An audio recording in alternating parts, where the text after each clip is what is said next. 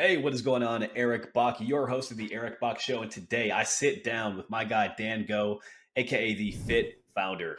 Dan helps high performance entrepreneurs look, feel, and perform their best. And he's on a mission to help 1 million people transform their lives by 2027.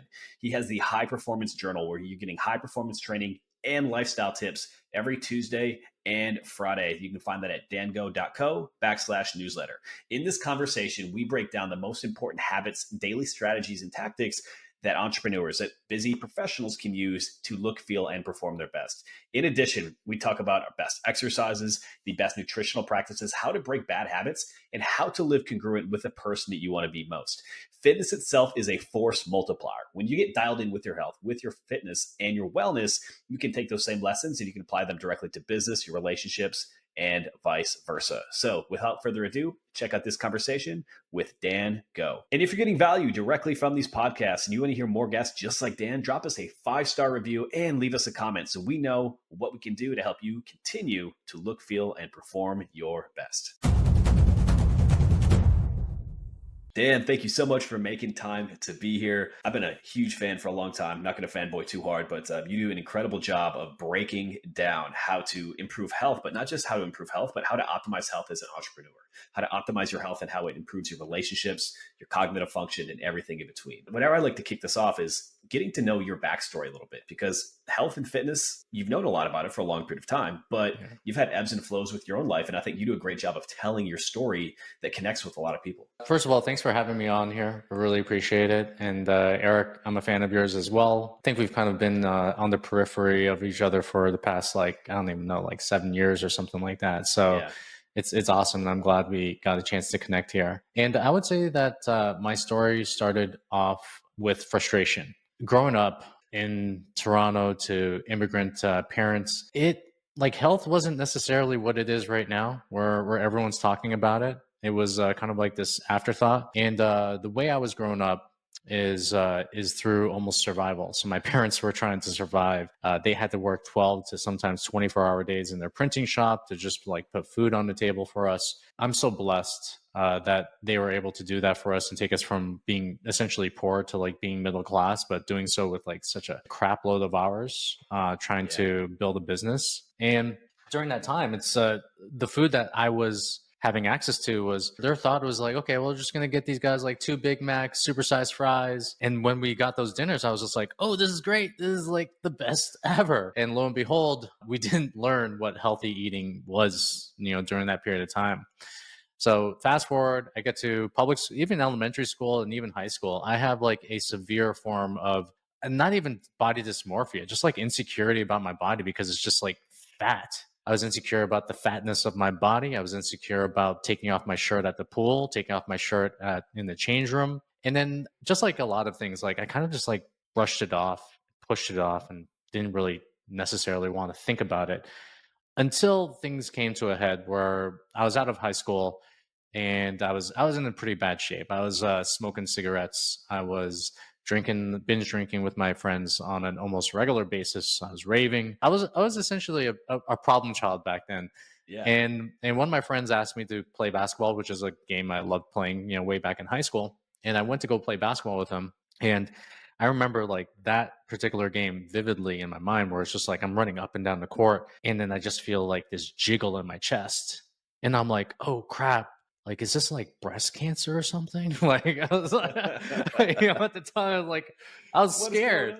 I was oh my God, I was legit scared. So I remember going back home, took off my shirt, and then I looked at my shirt and I looked at my chest. And I was I got man boobs, dude. What the hell? And it was from that point in time where I was I got to do something about this. And no matter what happens, I'm going to fix this. I don't know how. I don't know how long it's going to take. It doesn't matter to me. I'm going to fix this. And then once I started to fix it, once I started to go to the gym, once I started to kind of just take care of my body, I started to kind of fall in love with the process. I actually fell in love with the results. So I remember going to the gym for even 2 weeks and I was doing everything horribly. And then lo and behold, I go into the change room and my notches in my belt just go in a couple notches. And I'm oh crap. Yeah. I was yeah, let's go. And then I fell in love with it. And that evolved. I quit a corporate job. I was working a corporate job at that time. I quit the corporate job because I was just screw this. I don't want to be spending the rest of my life like hating my life from like 9 to 5, and decided to become a trainer 20 years ago when it wasn't even what it is right now. There Wasn't was no cool. Insta. Yeah, it wasn't. There was not even. I don't even know if there's Facebook. Yeah, there was like I think there was Facebook, but it wasn't like it is right now. It was seen as a side hustle, especially from an Asian parent background. When my dad's like, "Okay, you're going to get into fitness. Like, what the heck are you doing with your life?" Because they saw it as like something you do on the side, not something that you do for a full time job. But I was incredulous, and I was just like, "Screw this," and I'm going to figure it out. And I went from being a trainer to evolving to going home to home, having my own personal training company, to evolving to owning a gym for about 11 years. I sold that in 2018. And then since 2018, I've been doing what I'm doing right now, which is helping high achieving entrepreneurs transform their bodies with ease and minimal stress. I love that. That's Yeah. such a great story. And a few things that stand out to me is one, having that upbringing that you did, seeing that work ethic. It sounds like one thing that really stands out to me is you mentioned this inflection point. You're like, oh no, I have man boobs. I'm going to do anything I can. It doesn't Mm. matter what it takes. Yeah. And I think that skill set, you saw your parents do that, right? Like they modeled that habit and behavior, right? I mean, I'm sure it was brutally hard to be working hours like that. I mean, Yeah. having worked long hours, and I've got a daughter. I'm like, man, very, very hard and stressful. Hmm. But on the backside of it, it probably built in again that ability to drive, that work ethic. And I think it highlights something that's really important. It's like the habits and the actions that we take, like the things that our kids or people around us pick up. They don't really always listen to what we say, but they do model what we do. And For I think sure. having that environment is so important. And you took something that was a difficult situation, and that became something that pushed you to Mhm. overcome something that wasn't ideal with your man boobs, right? And then Yeah. getting to the point where you said, screw this, I'm going to make it work as personal trainer as well. I love that. And that's something I've noticed with high performers in every single field. It's not about having all the information right away. It's about, I know there's a problem and I'm just going to start taking action on fixing it now. Yeah. Yeah. It's so funny. And we have this thing where it's like it's not taught, it's caught. And that's the concept that especially like me, I have two daughters. You have a daughter, is they're going to model our behaviors. And I'm so blessed that I had parents who were able to kind of like just expose me to the work ethic. But also, I have to throw it in here where my dad was not taking care of himself for a very long period of time, gained a lot of weight, got yeah, it's so funny. It's like the out of shape that like 20 years ago is not the out of shape that like today. Like Yeah. so today he would be like he'd be a normal person. but but back then he was severely out of shape, and it was him. I remember vividly. I was coming back from a rave at 6 a.m. in the morning, open the door, and I see my dad there. He has a gym bag, and I'm like, like when you're caught as a kid, you're like, Yeah. oh, gotta make it seem like I'm normal even though I'm tripping on my balls, like hi, and Yeah. and then I actually see my dad. And I'm like, I'm trying to be normal. Like, hey, where are you going? He was like, I'm going to the gym. That's it. Every day, 6 a.m. in the morning, saw him going to the gym. This is way before I started my journey. It was me seeing him go to the gym that gave me permission to get the gym membership, to go to the gym, to start working out because I saw my dad doing it in the first place. That's so cool that you mentioned that. And laughing about the sneaking home story, because I had one flashback like in high school when I snuck home and definitely got caught. But Yeah. that's another story for another time. But my own dad, I remember when I was a kid, he was in martial arts. He's an engineer, worked really long hours, and as an engineer, as a nuclear engineer, smart guy. They would have these outages, right, where he would have to work crazy 90-hour weeks and 24 plus hour shifts and all this, and it'd be nights and all this, but he would still find a way to like do martial arts or do a little bit of stuff with like the weight set that was in the house. And I was a little kid, right? And so I saw my dad doing things and I looked up to him. And so pretty soon, like I started doing little push-ups on the floor, and like that kind of started me just getting interested in being healthy and being active just by wanting to model that behavior, just like I saw from my father. And I think it's so important now, especially as we're, I think, really at kind of an inflection point, in apex of a massive health crisis, Mhm. especially here, in the US and in Canada, to an extent as well. It's like leading by example, these habits and behaviors is so important because you never know how that's going to carry downstream. Right. And so interesting just to hear that similar, Mhm. some of the background that kind of push us in that direction. I feel like habits are genetic to a very large degree, right? Like Everyone says there are kind of these studies that are coming out where it's saying, if you are obese, then the chances of your child being obese is amplified. But also, I see the habits that we have, the habits that our parents have, and then those to me are genetic as well. Those to me are passed down for better or for worse. Totally. I mean, I've Yeah, picked up some good ones and some bad ones, yeah, and I mean, it's up to me to fix them either way. I mean, mhm, I'm not skirting that responsibility, but it's just really interesting. And again, not to divulge like too far into parenting, but for me, it's like I noticed so much when I became a parent. It's like, holy shit! Like you see your mhm, kid model something that mhm.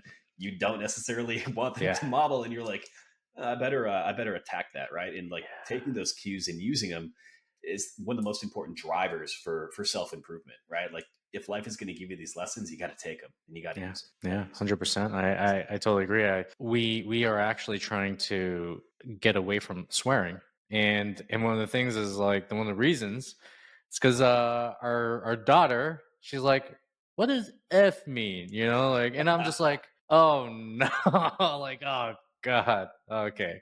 She's modeling our speech right now, and the speech is a very simple thing, but what else is it that they're going to model? It's going to be modeling behavior. It's going to be modeling actual behavior. So I think kids are kind of like the best self development journey on the planet because they will show you aspects of yourself that you would not necessarily see, or maybe blind spots to a certain degree. And whether that be health, whether that be swearing, or whether it be anything else, it's on us to have the humility to look at those things and to see them as opportunities for growth, for sure. Yeah, no doubt. The ultimate self development tool. Yeah. Have more kids. No, just kidding. Yeah. Yeah. Yeah. Let's add complexity to our lives. Absolutely. Exactly. Yeah. Complexity and chaos. That's what we all need. Let's dig into a few things, right? Like let's talk about some ideal practices, particularly for high performing entrepreneurs, right? I Mhm. think we live in a society with so many different demands on our time. It's very difficult to be focused where that ability to focus on anything is a superpower. So like Mhm. what things do you focus on? What things do you recommend that people you work with focus on? The very first one for me is going to be the simplest, which is going to be tracking. I mean, it's going to be measuring what you want to manage. So I have this thing with entrepreneurs, the people that I work with, and I always ask them, "It's like, okay, so cool. Like, how often do you check your sales?" And they're like, "Every single day." Like Yep. multiple times a day. Okay, cool. When's the last time that you stepped on the scale and tracked your weight? I don't want to step on a scale. I don't want to go on that thing. And it's because of fear, because they're afraid of like the bill coming due. But the thing is that if you don't track your weight, if you don't track these metrics that actually matter to you, like the most basic ones being your weight, more advanced ones being, say, your blood work, well, guess what? It's like you're not going to improve the thing that needs to be improved. So the very first thing is always going to be measuring, tracking. And you don't have to necessarily track your calories and like do all this kind of stuff. That's not what I'm saying. But I'm saying track your results. If you're going to be tracking your sales every single day, you got to at least like be tracking your weight every single day, right? Like or Yeah. the inches around your waist or something like that, like whatever it is. And I think there's like this huge disconnect because I do think that entrepreneurs have this ability to build significantly successful businesses, and they can take the same principles that they use to build these businesses to their own bodies. But they are just so scared because of the work or the perceived nature of the work that they have to do in order to transform their bodies. So, the very first one I would always say is going to be tracking and it's going to be measuring. So that's like the very first one. The second one is going to be about I have this thing. It's like assess or track, build. Using weights inside of the gym. Because that is going to be the metabolic fuel for your body in order to burn calories, especially as you age. And then the other one is going to be obviously it's going to be nutrition. But for nutrition, it's like I think like so many times, especially with like social media, there are some extremes and some convoluted things that a lot of people do when it comes to the nutrition aspect of things. When the reality is that the principles are quite simple. Yeah. You want to eat whole, nutrient dense, single ingredient foods. You don't necessarily want to be eating all the freaking time, right? Like you want to be keeping yourself to a few meals a day, whether that be three, whether it be four, two, whatever it is. I think the whole concept of snacking and the way that people think about it is so overrated. The reason why people need to snack Agreed. it's like, oh yeah, well, I need to snack for energy. It's like, no, you've been sitting on your ass for like 6 hours a day. What do you mean energy? Like, you're Exactly. doing it because you're bored, dude. So I think you have to, especially as an adult, you have to create these like boundaries and parameters for yourself that you would not have necessarily as a kid, or you did not have to place on yourself as a kid. I call it eating like a grown up. But again, it's like Yeah. you have to have rules for yourself. And the last thing is just like sustainability. You want to make sure that these are not necessarily outcomes that you're trying to chase, whether it be like a lower body fat percentage or losing weight or whatever. I rather have those things be byproducts as a result of the lifestyle and the behaviors that you're bringing into your life that you know that you can keep up for the rest of your life. So it's always through the lens of like, can I see myself doing this for the rest of my life? It's not necessarily going to relate to every single thing that you do, especially when it comes to transforming your body. But again, you want to be making sure that you're implementing behaviors that you can do and that you can see yourself doing for the rest of your life. Yeah. I think that last point is particularly difficult in an industry predicated, so much on massive claims, Yeah. trying to stand out.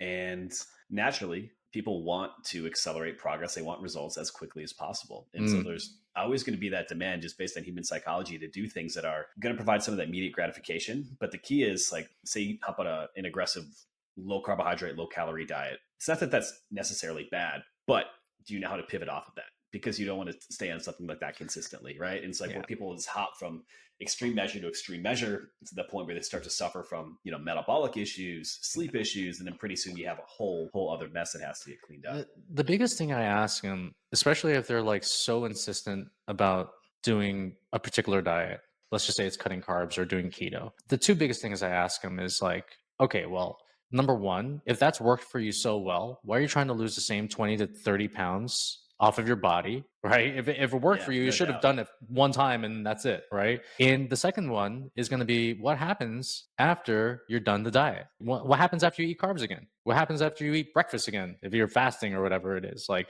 you're going to do that for the rest of your life. And I do think like this is also like where the concept of a coach comes in, very handy because coaches understand the nuance. Like let's just say fasting, for example. It's like, okay, cool. You could skip breakfast and eat at 12 or 1 or 2, but guess what, like if you're going through like a very high stress job and you're going through like a lot of stress during the day, yes, you can use adrenaline to like focus and do all this kind of stuff, but at the end of the day, you're going to have uncontrollable. What I see with like a lot of clients that do that, it's like you will Yes. have uncontrollable appetite at the end of the day. You are going to be grabbing for the mixed nuts and the fruits, and like not even the fruits. They grab the high calorie things, like Yeah. the more calorie dense things. And then that's just like the nuance that people miss. And this is why, say like getting a coach or like a trainer or whatever to help you navigate these things are like super important. But again, most people don't know what they don't know because most of the information that they're getting is lacking context from the places that they're getting it, which would be probably social media, most likely. Yeah. You hit on so many things right there, right? And like the intermittent fasting component, I mean, I can tell you, I mean, I used to do a lot of intermittent fasting. I was always staying lean for photo shoots, stuff like that. And a lot different, say 22 to 28, 29, than it starts to be later on, like when you have more stress, relationships, get a little bit Kids. older, kids, definitely, right? And it's like, so in some instances, it's like lean into certain things during different time periods, but you have to be able to Yeah. understand the context behind it. And the context is often what's missing, which is why I love written content. And like you do great work in terms of your emails, in terms of everything that you put out there, because in many cases, that's going to apply a little bit more context than what people tend to get right now. Like I always like to say that people now more than ever have a lot more surface level knowledge when it comes to health and fitness than ever before, but they don't have the context or the wisdom knowing how to apply it and like when to change and when to pivot. Yeah. Because as you mentioned, is something like intermittent fasting. Again, like, can it work? Yeah, but I like to limit to short durations with my clients when we use it, because otherwise what happens with that hunger boomerang, it comes Yeah. back around, and then you can actually start to build in some almost like binge eating type patterns that are harder Hmm. to break on the back end. And so then when you start to add breakfast back in, well, used to having food be that stress reliever at night, and now you're overshooting your calories as a result. And so, it's these little details like often get missed. Yeah. I want to circle back to what you mentioned with tracking. And I think that's such a key component, right? You talk to entrepreneurs all the time, people in business, and everybody has KPIs. They have key performance indicators. And if you're not hitting your KPIs in business, you can't realistically expect to accomplish the end goal. And, I was talking with with a client yesterday who sold a company, took some time off, and he was working so hard developing like the sale of the company and was taking care of a family member at the same time. And he was saying, Eric, you know what? He's like, I just felt like I had so much responsibility for so long that like when I finally let go of all of that, I also let go of a lot of the habits and discipline that I had with my health, right? Because I just kind of needed that break. So in a case like that, when you have somebody who's probably working incredibly hard, Mm. high stress environment, going through a sale of a company, what do you do from a stress management perspective where you can keep that stress a little bit lower, yet add a little bit to someone's plate in terms of tracking when they might feel like, oh my God, this is another thing I have to do. How am I Mm. actually going to track this? The very first thing is like, what is their beliefs around getting in shape in the first place? That's probably what I would bring it back to, because like the whole concept of like taking a vacation away from these behaviors, it doesn't register with me and it should not register with them. It's like when people go on vacation to whatever, like, take a vacation to Mexico, they're like, oh yeah, I didn't even work out when I was down there. I'm like, why? Why not? Yeah. Oh yeah, I just wanted to relax. Like, and I'm just like, what do you think these behaviors like? What are your beliefs around these behaviors? Like, are these like things that you feel like you are just like forcing yourself to do? If so, let's find some things that are actually enjoyable for you, that are active. It's not like taking a vacation away from your body. So, I mean, I would always go back to the belief piece first. Like, what do these things mean to you? And what would you want the ideal version of yourself to act when it comes to these particular types of situations? The second thing that I would probably do is find ways of like mitigating, right? It's the mitigation of stress, and it's also the understanding of their situation as well. I've sold a business, probably not to the level that this guy has sold his business, but I understand that there is a ton of stress around that. Lots of anxiety, lots of back and forth, lots of, is this going to happen? Is this not going to happen? And then when you do that, what's going to happen is that when the deal actually does go down, there is this almost like waterfall of like stress relief where you just feel like, it's like everything's good. I'm going to go eat 5 fried chickens and like drink beer and celebrate and like all this kind of stuff. So it's understanding like that is what's happening with that particular situation for the client. And then one thing I would say is like, what are our stress relieving mitigation strategies right now? So what are the things that we want to keep in? Whether it be taking a walk at the end of the day for like 15 to 20 minutes before, having to deal with the stress of like going through and trying to take care of your family, whether it be making sure that we're getting like at least like non-negotiables with their movement, with their activity. So for me, like non-negotiables is like one workout a day to just tame your mind. Yeah. The other one would be like, okay, well, why are you eating the foods that you're eating? Most of the times it's because they just don't have enough convenience around them. They are making choices with their foods. So my whole thing, especially like knowing what we know about food, is like people make like I think like 200 to 300 decisions on food every single day. And for me, with an entrepreneur, I'm trying to take that off of their plate. Yeah. So I'm like, okay, so how can we automate this in a way that you don't have to think about it? You just get the food, it's on your plate. Obviously, we're dealing with the context of an entrepreneur. There are some people that don't necessarily have the resources, right? But again, we're dealing in the context of the entrepreneur. So I try to automate the things that should be automated in the first place for them to operate at their best. It's like find the beliefs, mitigate any kind of stress by having behaviors already set up. I did this with one of my clients where he's like, Dan, when I'm at the end of the day, I just want to eat dried fruit and nuts. And I just go ham with that. And then I'm just like, why? And he's like, well, I mean, like when I get back from when I go do my work and then I get back home and then I have to like take care of the kids, that's like, it's like I don't get this break whatsoever. So I'm like, okay, cool. Like, why don't we just do something simple? We'll do a 15 to 20-minute walk right after you're done work. For some clients, I'll actually position the workout after their work to mitigate that stress. It depends. Yeah. But I will always do something to mitigate that, to have them have like this sort of like, or to have this guy have a break in between his stressful day and then having to deal with his kids where he has to be on 100% of the time. And usually like a workout or a walk does that. But again, mitigate.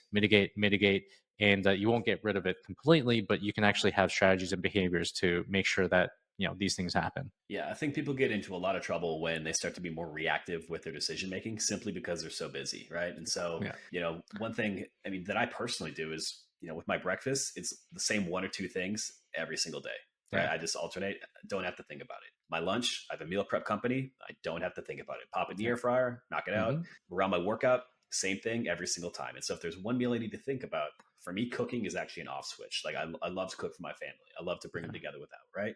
Yeah. And so that can actually be something that's stress relieving and is a time to bond. But by structuring that way, it's like I've eliminated the thought process around food. And quite literally, my body's my business card, so I can't get that wrong. Right. And so it's like being able to have a lot of those components in and trying to pass on those values, I find to be so, so important. And then Yeah. you mentioned the break, right? Like I call this like a buffer time. Hmm. Can you have a buffer time between maybe high function executive level mode versus dealing with a toddler? Like one is purely rational, one is completely irrational. Yeah. And so anything you can do in that regard is so important. So Yeah, this is the reason why guys like sit in their cars like before they go into the homes. Just like browse their phones like right before they go in. They're using that buffer. But again, are they really mitigating stress by going on their phone for 15 minutes before they step into the home? No, they're not. They're yeah, just they're kind of like giving themselves like a way to numb the stress a little bit, but the stress will come. You have to find ways in which to really use your body or other means to really just relieve that stress. definitely. Yeah. And let's talk about what happens when that stress gets too high. Like one thing you've Yeah. talked a lot about with your content is stress relief, like quitting things like alcohol, other coping Yeah. mechanisms. What do you focus on when it comes to habit removal? Identity is the first one. Like, who do they want to be? Right. The habit is a byproduct of the person that they are choosing to become. So when we are trying to necessarily, let's just say, remove bad habits, what we are actually doing is we're moving towards the idealized version of themselves. Also, we all know that, well, not maybe not everyone knows, but when you remove like a habit from your life, it creates a vacuum of something that is not being done. And if you don't replace that habit with something else that is particularly ideal for your health and for your mental, for your mind and body, then what's going to happen is that the bad habit is going to come back. So what we want to do is we want to replace it with something else that will give you the same effect, if not healthier effect. So let's use like drinking alcohol for example. I had one of my clients where he would drink wine every single day, sometimes like multiple glasses, sometimes bottles, hard liquors, like everything. And like there's like varying levels of like alcoholism that are out there, right? It's like, Yeah, yeah, it's just like I only drink on the weekends. Okay, whatever, But so he had this thing where it's like, okay, well, let's try to stay away from. Let's actually like go 7 days. Let's see what happens like when we're not drinking alcohol. Let's see what happens to our brain and body. And then every single day I'll ask him, was like, how do you feel? How do you feel? How do you feel? Because we always want to like tie back feelings to what they are doing. Because us as humans, like when we think about like the benefits, especially like the cognitive benefits and health benefits, we actually gloss them over. We can be feeling like super high energy, but we don't think about it because we don't sit down and be like, oh, I'm really feeling high energy energy today. today. Yeah, it's like the thing is like we have to tie back feelings to what they're doing. A big part of this, if they're willing to do it, is also like journaling around it, introspection, knowing what your relationship is to these like things that you're doing so you can get really deep into the core of like why you actually do them and why they are coping mechanisms. So we will get into kind of like this idea of like, how do you feel? How do you feel? They're gonna be like, I feel fucking great. I feel amazing, like all this kind of stuff. And then I'm just like, okay, cool. Let's just keep on doing it. And then what we do is, or what we did with him is we just like replaced it with like soda. I mean, like soda water, like a San Yeah, Pellegrino with like a lime kind of thing. So he still felt like he was drinking, but he just wasn't feeling like he was drinking alcohol. But we still had to replace it with something in order to take its place. And then now, because we've tied in this replacement and we tied in the way that he feels to the actual habit, and we're also locking in who he is as a person to this particular habit, that makes the habit more longstanding in the way that he can actually just like not only perform the habit, but also feel good while he's performing it because it is a part of like who he is as a person. I think that's so important, right? And I can't recall where I heard this, but it was framed as every habit, every action that we typically take is a reaction of some sort, right? And so to me, that helps develop another level of empathy when somebody's struggling with something, right? Like drinking too much. Well, what is the actual root cause of it? Mm. Like, what is that emptiness from? Like, what need is not being met, right? And so when you, even on an individual, take a second look like, why am I doing this thing? Why am I doing this thing that's incongruent with the person I want to be? And start to think about different areas, not just like I'm drinking because I like it. It's like, but what is this actually doing? Is it the stress is so high? Connection is so low. I don't feel confident in going out in the social environment and having a conversation because of again, who I am, right? And when we can start to understand these different things, I think it provides a bit of direction in terms of what types of habits we need to start instilling in our lives. Because I think when people just say, fuck it, I'm going to quit this cold turkey, I know like one or two people who Mm. that's worked for out Yeah. of many, right? Very Yeah. rare individuals. But for the most part, yeah, it's like it becomes becoming aware of what's actually leading to this and then changing that self concept. And that's a great way to actually reduce stress and decisions, right? Think of somebody who's an alcoholic and they no longer drink. The question isn't, should I have a martini or should I have a Manhattan? The question is, well, I'm not going to have either one. Decision made. I'm not drinking. Hmm. Right. And so sometimes when we can do it that way and we really think about who we want to become as a person and living true to those values, that can break so many negative habits that really, become self sabotage. Yeah, 100% is easier than 99. When you make a decision and you say that this is not something that I'm going to be doing, it actually takes out probably a good 100 to 1,000 decisions that you have to make. Should I drink or should I not drink? No, I'm not a drinker. It's like, should I smoke or shouldn't I smoke? I don't smoke. I don't like that shit. I don't like Yeah. this stuff. I don't like putting my health at risk for that. And it's when you actually just start to identify with these things, that is where the magic happens, and it doesn't happen overnight. I think like people think that, oh, I could just like drop a habit and after like 12 weeks we're good. It's not like that. It's more so like giving yourself a longer time horizon to fall, to win, to fall and win, and giving yourself a long time horizon to be able to get rid of this habit and to replace it with something that's healthier. And I don't think that's like what people give themselves enough. They don't give themselves enough time because it seems like time has been shortened in terms of like where people are and like the results that they want to get. So it's like, no, it's like now we have to like learn how to be patient, give ourselves long time horizons, and just be okay with that process. Yeah. I mean, I've read so many books on habits, right? And like I've seen research. It's like some habits can be formed in as little as 21 days. Some might Mm-hmm. take 254 days or more, right? Mm-hmm. There's so much individual variability, but I think a lot of people would latch onto that and be like, oh, every 3 weeks, I'm going to add a new habit. Very That's difficult, even something simple. that's gonna get overwhelming. Incredibly, Yeah. incredibly. And I gleaned this wisdom from Precision Nutrition and their approach for nutrition coaching. And it's like you should be like a 10 out of 10 serious that you can do this without much friction in your life, or that goal is too aggressive when it comes to habit change, Yeah. right? What we have to think about is not planning for when life is ideal. And we can apply this to exercise programming, we can apply it to nutrition. Plan for the chaos because that shit's Yeah. coming, right? It's Yeah. like if you have something that allows you to hit, if you set your standard, at being compliant, again, just more nutritionally than it is changing a habit per se, I guess, like drinking as a hard and fast rule. But Mm-hmm. say if you understand that you're going to be 90% on a diet because you're going to have these times where you're going out to dinners and you're going to have an enjoyable time or experience and that's actually fulfilling for you, then that 90% compliance is actually 100% on plan, and like understanding the context and being able to apply in a way that's relative to you.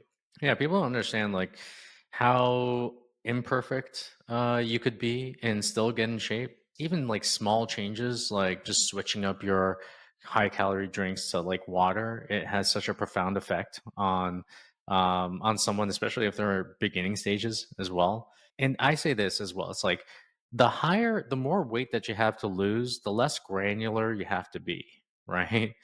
You don't have to be detail oriented when it comes to this kind of stuff. All you need is like simplicity.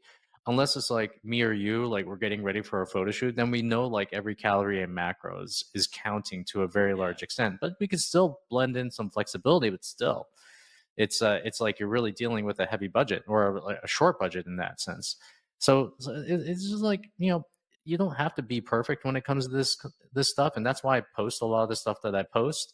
I try to make it accessible as much as possible for people who just want to get in shape, who don't care about looking like bodybuilders or like cover of Men's Health magazine. It's just people who just want to get in shape and just feel good about their bodies. Yeah. No, I think you do a great job of navigating that as well. Yeah. It's one of those things you can't optimize an action or habit that's not yet consistent, right? Yeah. Like from a work perspective, let's say you have somebody on your sales team and like they're not doing a basic, say, follow up. They're not, they're not warming up a lead. They're not following up with them after the fact. Like you can't refine an ultra specific, say, script or something in relation to that until you get them actually doing the baseline thing. Hmm. And it's like apply that same logic to yourself. Like, a whey isolate might be a better option than a casein protein at certain times of day, but like you've just got to be able to put the fried food down for a little bit and eat Yeah. some whole foods before we're worrying about supplements. Like, let's not Yeah. put the cart before the horse. Yeah, yeah. Instead of like biohacking, it's Yeah, like just hit the gym 3 times a week and eat 3 meals a day. You know, just eat 3 single ingredient meals a day. Bang. You know, that's pretty much amazing. all it takes for a lot of people. Drink water. Go ahead. You know. Exactly. It makes such a difference. Such a difference. Yeah. One thing I've seen you talk about quite a bit is like how important deliberate practice is, whether you're in the gym, or really just in any form of overall improvement, right? Can you elaborate on that, like deliberate practice, why that's so important? We'll say specifically in the lens of a workout. I feel that practice is not something where you're going through the motions. Practice is something where you're deliberately trying to get better at the thing you're doing. It's a conscious perspective and it's taking a conscious outlook towards what you're doing. And when it comes to me lifting the weight in the gym or me creating content or me doing YouTube videos or like whatever it is, I'm always looking for like a little bit of like improvement. And people say like 1% better every day and like all that kind of stuff. I don't know exactly like how to quantify that, but I am looking at kind of just like how can I just be a little bit better than I was the other time that I did this. I think like one of the ways for like workouts is like number one, going back is like tracking your workouts. You know, it's like you won't get better if you aren't tracking. Getting deeper to that is like videoing your workouts to see if you're actually doing it correctly. And I do think that there is like something to be said about having a beginner's mind when it comes to all this kind of stuff, especially with like health and fitness. People go into it and they're like, okay, well, I know everything I got to do. I'm just not doing it. I counter that by saying that you don't know what you actually don't know. And especially for us, like we take this for granted sometimes where we've been a part of this industry for 15, 20 years, like whatever it is, where this stuff is just like second nature to us. But at the same time, it's like for people who are kind of just like re-entering or getting back into the swing of things, whatever it is, the concepts are not what they think it is. And also the context is very different as well. The context of like our food situation, of like how food is grown at this very moment, of the prevalence of hyper processed foods, of how easy it is to think that you're eating whole foods when you're really not. You're like, oh, I'm ordering the Chipotle off of like DoorDash. It's like, well, I mean, like Yeah. depending on what you're putting in there, it could be like 1,000 calories each with like every single one of those meals. So there is like a little bit of nuance to it. And then for me, it's just like looking to just like amplify what I'm doing. And if I need to get help in a specific area, whether it be fitness, business, whatever, I'm always going to get a coach to help me get better. I have like this, it's one of my core tenets in life where it's like it's just a desire for growth at all times. I just want to grow. That's it. I don't know what full potential means. Like, you know, I feel like it's always a moving target, but there is always room for growth if you approach things as a beginner and you look at kind of like the way that you're doing things and always leave room for the idea that you can improve. And deliberate practice has everything to do with that, whether it be doing an incline bench press or whether it be doing a squat or whether it be even like preparing your meals and eating your meals. Like right now, it's like I'm trying to practice mindful eating.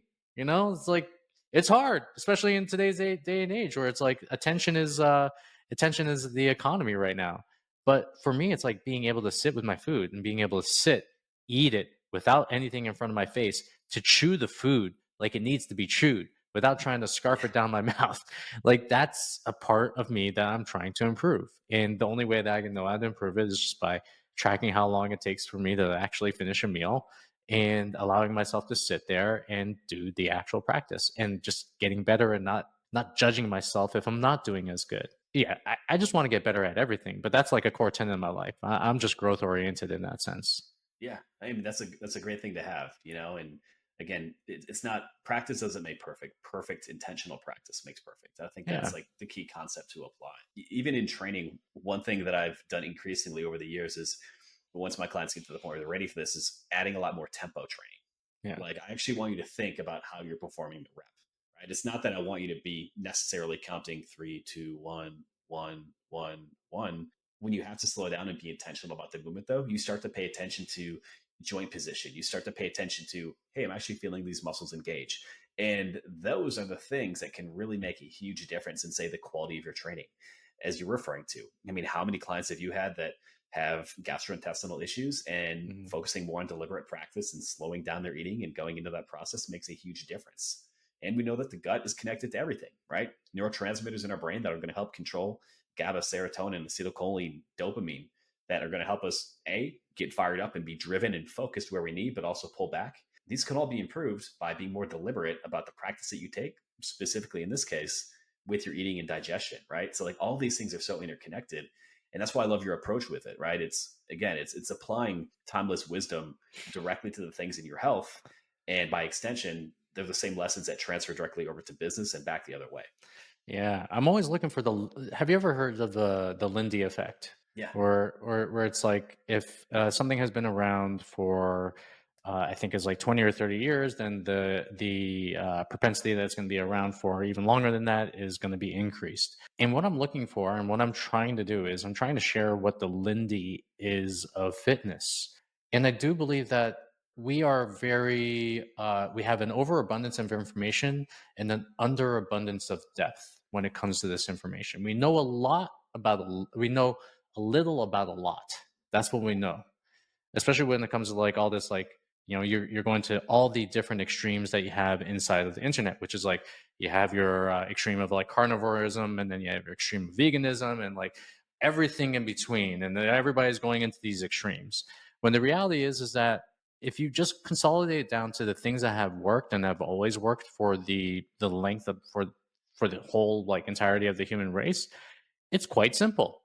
It is quite freaking simple. Now, the only difficult thing is making sure that you are the one that is actually following through and doing it, right? It's like, it's easy for me to say, it's like eat foods that your great, great, great, great grandmother had available to her.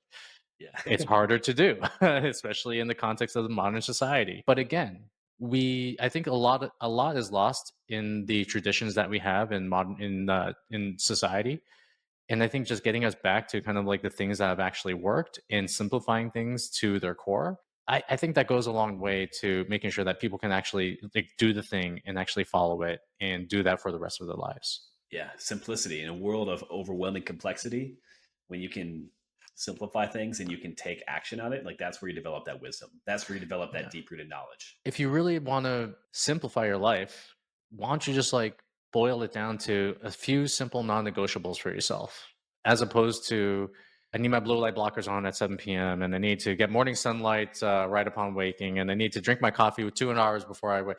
Like, great, you can do all that kind of stuff, but those are like minoring, majoring in the minors, as opposed to like having non-negotiables. Move, exercise every single day, whatever it is, 30 minutes, right? Yeah. Non-negotiable. Do it every day. Non-negotiable. Read a book for 10 pages. Non-negotiable. Eat 3 single ingredient meals a day. No snacking. Drink water. If you just consolidate it down to these non-negotiables and you do those for even like 90 days to even like 6 months straight, you're going to be fitter than like the 95% of people out there, because 95% of people are not doing that stuff. No doubt. No doubt. Like those things are so important. And you made me think. I threw up a post earlier today on Instagram, and it was Gollum from Lord of the Rings saying "My precious" or whatever, and it was Yeah. over the top was like me when a biohacker says I have to delay my coffee for 90 minutes so I don't increase my cortisol. I'm like, we see all these different things with biohacking, Mm, and frankly, I mean, there's some great research on a lot of things that gets out there, but I think a mm, lot of people will tend to look, oh, yeah, I need to delay my coffee for 90 minutes so I don't increase my cortisol, without like, man, you're not moving, you're not eating plants, you're yeah. not doing anything to proactively reduce stress. Like, do I agree that can help? Yeah, but that's like a 0.1% detail. Like once Mm. you've got these other things figured out, and just pull back and simplify. And I do think to a certain degree that the biohacking stuff, there is like bio individuality that people are not taking into account.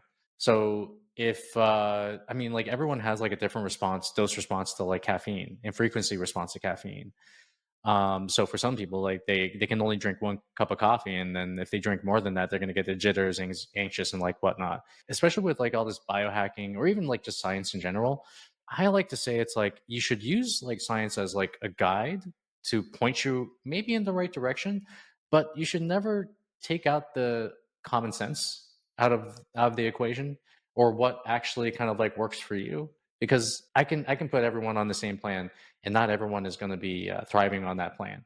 So there has to be some form of bio individuality, and I think every single person kind of like knows what works for them. It's just a matter of actually like knowing what works and knowing what you're diluting yourself with. Going back to say like the carb cutting example, it's like I know carbs work for me, or cutting carbs works.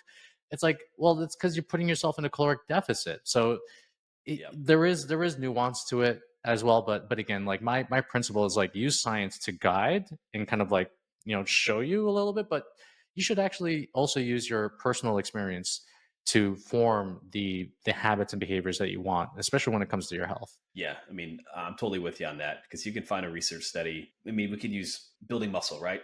Training to high reps to failure, training lower reps to failure. Like you'll find research all over the map on both. And the reality is, you see, for example, bodybuilders who do very well with very high volume, and also ones who do very low with low volume. Hence, all the individuality with it. And it's like they just happen to find the thing that works best for them. But what's the prevailing thing that made that work? Progressive tension overload, nailing basics like sleep, nutrition, yada, yada, yada, that make that, come to fruition. And of course, the consistency. So, it's about being able to understand like, okay, the science indicates this. How does it apply directly to me and not taking it as gospel? Yeah, I think that's 100%. the fun. All right. 2 quick questions for you, Dan. Yeah. Number 1, if you could put a quote on a billboard that everybody would see on their way to work in the morning, what would that say? The first thing that came to mind was health is the real wealth. When I think about like the wealthiest people on the planet, I don't necessarily think about people who have the most money, but I do think about the people who have the things that money can't necessarily buy. And for me, one of the most important things is health. You can have $1 billion company, but if you're unhealthy and you're going to die 20 years early, I mean, what's the point of making all that money? You can have a loving family, but if, again, you don't have the energy to even pick up your daughter and play with her after you're done work, what's the point? For me, like health is like the number one meta habit in the world. It makes every single thing better as a result of doing it, whether it be your business, whether it be you interacting with your family, whether it be your brain working to its fullest capacity, whether it be energy. Like I don't necessarily, except until you go to the extremes of like you putting on a Speedos and getting on stage and doing a bodybuilding contest, that's where health becomes a little bit more like, I'm not going to say it's like toxic, but it's like, guess what? Like you are sacrificing a lot to look at, to look extremely lean for what? I just don't agree with that kind of stuff. But again, people love to do that. But for me, it's like if you can get yourself to a level of health where you are avoidant of preventable diseases, if you have the highest amount of energy, if you are setting yourself up for a long quality life and you have the behaviors to support that, I can't see any negatives to anyone getting themselves in shape and getting themselves healthy. I just can't. I'm with you there. Fitness makes everything else better. Yeah. The final one. All right. You're on death row. We're not going to say why. Oh, shit. You have one last meal. What is that meal going to be? It is going to be a New York strip loin that is the highest quality grade of meat, most likely dry aged. I think that's good. And to an extent, like there's also the personal standard, right? Hey, man, I'm going out just the way that I knew I'd want to live. And I can personally vouch that dango.co/newsletter, the High Performance Journal, is one of the best email newsletters that you will see. So keep doing the great work, and thanks again. Hey, it's Eric here again. Now, there are 3 ways that I can help you look great naked. Number 1, if you want to grab a free copy of the Look Great Naked protocol to help you lose body fat without counting calories, then go to bachperformance.com/free training. Number 2, if you're a busy guy looking to build muscle, then I recommend checking out our Minimalist Muscle Blitz, which has helped over 1,000 men build muscle without living in the gym. Just go to minimalistmuscleblitz.com. The link will also be available in the show notes. Or number 3, and last, if you want to work with me directly and get the best results possible, apply at bachperformance.com/coaching to look great naked without living in the gym. Until next time, my friend,